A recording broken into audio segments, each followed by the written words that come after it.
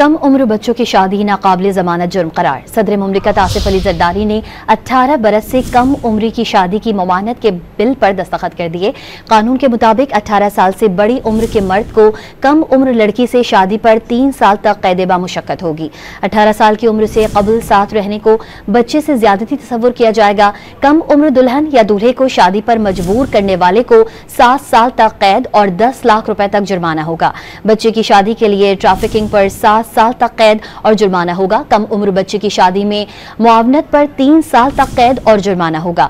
कानून के मुताबिक ऐसा निकाह पढ़ाने की ममानत होगी जहां दूल्हा या दुल्हन की उम्र 18 साल से कम होगी। निकाह खान यकीनी बनाएगा कि दोनों फरीकैन के पास शिनाख्ती कार्ड मौजूद है। खिलाफ वर्जी करने पर निकाह खान को 1 साल कैद और 1 लाख रुपए जुर्माना हो सकता है। सेनेट और कौमी असम्बली ने कम उम्र की शादी की ममानत का बिल मंजूर किया था। कौमी असम्बली में यह बिल शर्मिला फारूकी और सेनेट में शहरी रहमान ने पेश किया था। इस्लामी नजरियाती काउंसिल कम उम्र की शादी के बिल को गैर इस्लामी करार दे चुकी है। काउंसिल ने 18 साल से कम उम्र की शादी पर सजाओं को गैर इस्लामी करार दिया था।